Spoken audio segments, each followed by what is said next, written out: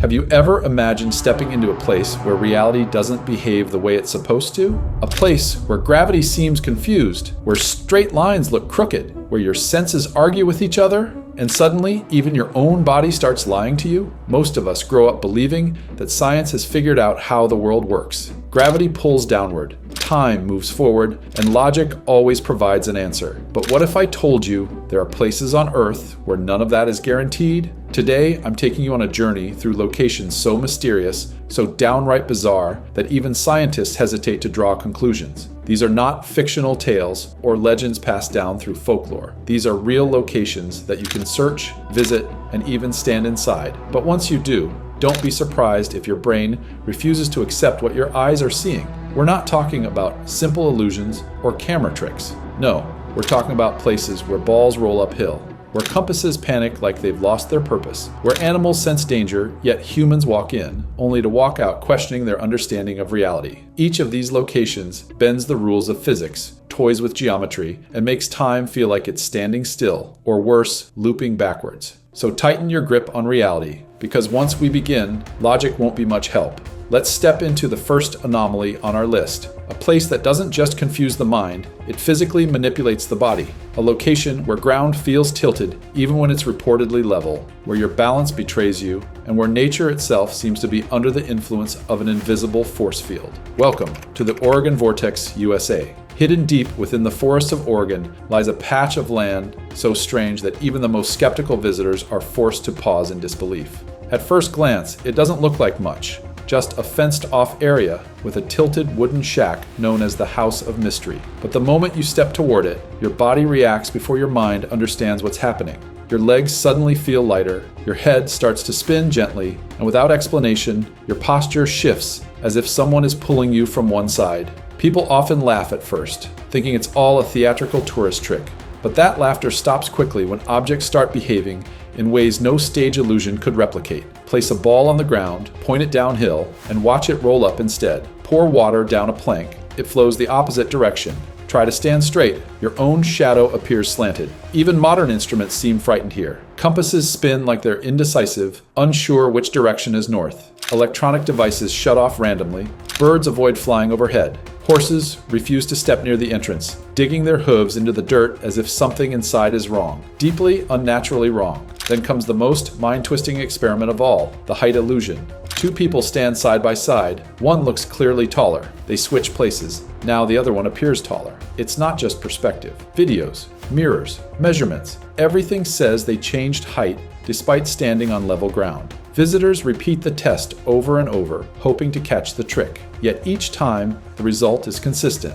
Height shifts. Scientists who've analyzed the area claim it's just a clever optical illusion created by slanted structures and distorted horizons. But that explanation falls flat the moment you leave the tilted shack and test the same phenomenon on flat rock outside. And it still happens. Some researchers suspect a magnetic anomaly is bending natural forces here. Others say the land might be sitting on a fault line that warps gravitational pull. A few propose that the vortex could be a rift in Earth's geomagnetic field, a doorway where our dimension meets another. Sounds unbelievable? Well, so does watching gravity reverse itself with your own eyes. But the locals, they whisper something entirely different. They claim ancient indigenous tribes avoided this land long before white settlers discovered it, not out of fear, but respect. They believed it was a sacred spot where spiritual energy spirals upward from the ground, forming a dome of unseen force, a vortex. Some even say it's not just a natural formation, but a portal,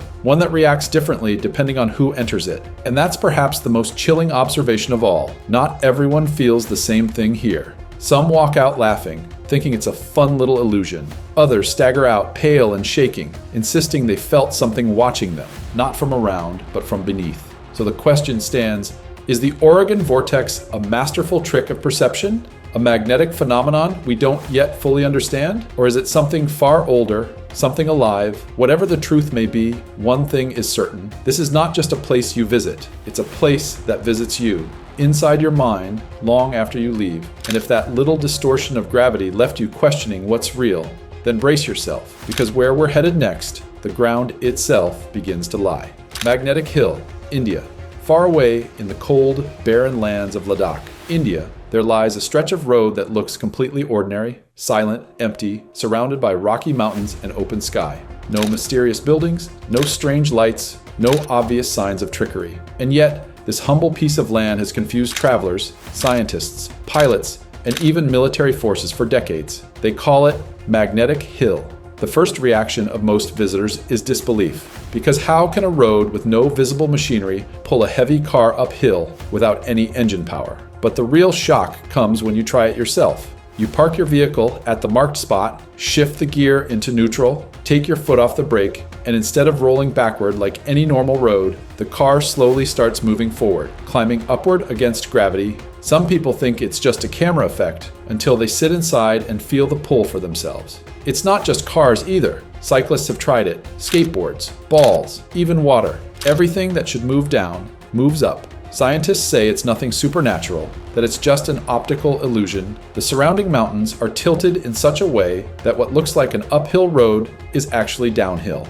A reasonable explanation, until you hear the rest. Why do compasses spin aimlessly on this road, as if north and south no longer exist? Why do some drivers report an unusual pressure inside their chest while crossing it, like the air itself gets heavier? Why have aircraft pilots reported instrument failures while flying above the area, so much so that certain aerial routes were recommended to be avoided? If it was merely an illusion, why do machines, which don't have eyes to be tricked, also get affected? Locals have their own theory. They say this place was once a pathway to the afterlife, a road that tested a person's worthiness. They believe those who were pure of heart would be pulled upward, while the rest would remain grounded. Some monks even claim this land retains powerful cosmic energy collected over centuries of spiritual practices. Whether it's a magnetic anomaly, a visual trick, or a supernatural pull, one thing is clear.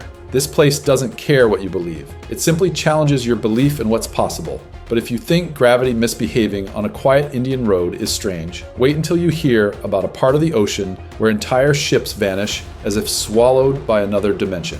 Because next, we set sail into waters feared not just by sailors, but by governments. Devil's Sea, Japan. Just off the eastern coast of Japan lies a stretch of ocean that has earned many names over the centuries: Mano Umi, the Sea of the Devil, the Dragon's Triangle, and by many, the Pacific's Bermuda Triangle. Calm and peaceful on the surface, but beneath, a monster waits. Fishermen tell stories of days when the sea looks perfectly normal, yet boats vanish without making a sound. Radios stop transmitting, compasses lose their direction. Storms appear out of nowhere, swallowing vessels whole before anyone can react. Some sailors speak of seeing strange lights flickering under the water. Some say the waves themselves move in impossible shapes, as if controlled by something unseen. It's not just rumors. In the 1950s, the Japanese government sent a fully equipped research vessel, Kayo Maru No. 5, to investigate the reports. It carried over 30 trained scientists and crew members. They never returned. No wreckage was found, no distress signal, no explanation. The government, shaken by the loss, immediately declared the area too dangerous for further research. Some researchers blame underwater volcanoes, that methane gas eruptions could create bubbles strong enough to sink ships instantly. Others think electromagnetic interference from deep beneath the ocean floor disrupts navigation and communication devices. Logical answers, yet incomplete. Because how do you explain aircraft losing control above it? How do you explain sailors who survived claiming they saw towering whirlpools? Yes, dragons rising from the sea, stealing ships into the sky. Some say this region holds a rift in space-time, a thin spot between worlds where physics flickers like a faulty bulb. A place where reality sometimes forgets to behave. Whatever it is, even the bravest sailors avoid these waters, not out of superstition, but respect. Because the Devil's Sea doesn't just drown people, it erases them. And if you think disappearing without a trace is the scariest fate, think again. Because where we're going next, things don't vanish. They stay, they watch, they follow you with eyes that were never meant to blink again. Island of the Dolls, Mexico deep, within the ancient canals of Xochimilco, just outside Mexico City, there lies an island that looks calm at first glance. Trees swaying gently, water flowing quietly, birds occasionally passing overhead. But the silence here isn't peaceful. It feels heavy, as if the air itself is watching you. Locals call it the Island of the Dolls, the everywhere you look. Dolls, hanging from trees, wrapped around fences, tied to walls, stuffed in corners. Plastic faces cracked by time. Dust covering faded cheeks, some missing arms, some without legs, some melted by the sun, yet all of them staring. Their glassy eyes don't move, but somehow you feel followed. The story of this island begins with one man, Don Julian Santana, a quiet, solitary caretaker who once lived here alone. One day, he claimed to have found the body of a little girl floating in the canal, drowned under mysterious circumstances. Shortly after, he spotted a doll drifting in the same water. He believed it belonged to the girl. Out of respect, or perhaps guilt, he hung the doll on a tree, hoping to calm her spirit. But that was just the beginning. Julian soon started hearing whispers at night, soft voices near the water, footsteps when no one was around. He felt as if the spirit of the child was wandering, searching, watching. So he began collecting more dolls, from trash piles, canals, markets, anything he could find. He didn't clean them, he didn't fix them, he hung them as they were, broken, decayed, lifeless. He believed every doll added protection, or perhaps company. But then came the most chilling twist of all. Years later, Don Julian was found dead, floating in the exact same spot where he claimed the girl had drowned. Some say her spirit finally took him. Others whisper that he never lived alone. He was simply keeping her company until she called him home. Today, the island remains untouched. Over 1,000 dolls still hang in silence, their bodies rotting slowly, but their eyes forever open. Tourists who visit often report the same things. Soft gives some claim they saw the dolls' heads turn. Others swear they heard tiny footsteps behind them, but found no one there. Psychologists say it's fear playing tricks on the mind. Locals say the dolls are alive. But one thing is sure, you don't walk through this island. You're escorted by hundreds of eyes that never blink. And if you think being watched by the dead is terrifying, wait till you see what happens when death itself doesn't allow decay. Because our final destination doesn't just kill, it freezes time, turning life into stone. Lake Natron, Tanzania. Near the Kenya-Tanzania border lies a lake so breathtakingly beautiful that it could be mistaken for a dream at first glance. Its surface shimmering in shades of red, pink, and orange, reflecting the sky like molten glass. But this lake is not a paradise. It's a natural graveyard sculpture. This is Lake Natron. Unlike ordinary water, Lake Natron is more alkaline than bleach. Its pH level reaches as high as 10.5, nearly the same as ammonia. Touch it for too long, and it burns your skin. Step into it, and it peels the flesh from your feet. Temperatures rise above 60 degrees Celsius, 140 degrees Fahrenheit, and the salt crystals that float across the surface are sharp enough to slice through feathers and fur. It's what it does after. Animals that fall into the lake don't decompose, they calcify. Their bodies absorb the minerals and harden like stone. Wings outstretched, eyes frozen wide, bodies preserved perfectly, as if time itself paused at the moment of death. Photographer Nick Brandt once found dozens of birds and bats turned to stone. Instead of leaving them, he placed them in lifelike poses, capturing images so surreal that people refused to believe they were real. But they were.